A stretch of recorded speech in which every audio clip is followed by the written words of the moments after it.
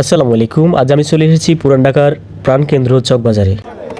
রমজান এলেই এই জায়গাটা যেন বদলে যায় এক ভিন্ন রঙে, ভিন্ন গন্ধে এবং ভিন্ন আনন্দে।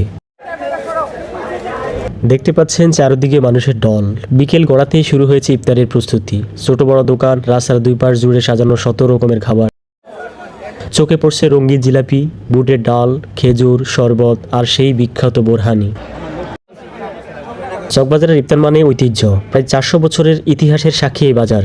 পুরান ঢাকার বাসিন্দাদের পাশাপাশি দেশের বিভিন্ন জায়গা থেকেও মানুষ এখানে আসে শুধু এই স্বাদ নেওয়ার জন্য। এখানকার সবচেয়ে জনপ্রিয় আইটেমগুলোর মধ্যে আছে বড় বাপের পোলাখাই মাংস, ডিম আর মশলার বিশেষ মিশ্রণে তৈরি এক অনন্য পদ। আছে মুরগির রোস্ট, কাবাব, নানান ধরনের হালিম আর স্পেশাল শরবত। প্রতিটি দোকানে আলাদা আলাদা স্বাদ, আলাদা আলাদা রেসিপি। দেখুন ক্রেতারা কীভাবে দরদাম করছে, কেউ আবার লাইনে দাঁড়িয়ে অপেক্ষা করছে প্রিয় খাবারের জন্য।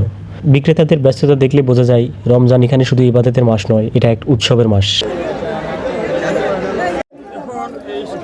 সূর্য ডুবতে আর খুব বেশি দেরি নেই। আজানের অপেক্ষায় সবাই প্রস্তুত। চারিদিকে এক ধরনের উচ্ছ্বাস, এক ধরনের ঐক্য। অপরিচিত মানুষও এখানে যেন পরিচিত হয়ে যায়। একই টেবিলে বসে ভাগাভাগি করে খাচ্ছে ইফতার। চকবাজার শুধু খাবারের বাজার নয়, এটা স্মৃতির তৈরির জায়গা। পরিবার, বন্ধু, প্রিয়জন সবাই মিলে একসাথে সময় কাটানোর এক অনন্য আয়োজন। আপনি যদি এখনও না এসে থাকেন তবে একদিন অবশ্যই আসবেন পুরান ঢাকার এই ঐতিহ্যবাহী ইফতার বাজারে।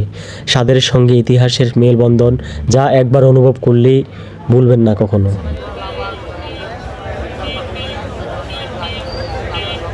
এটা কি সিঙ্গারা? জি ভাই।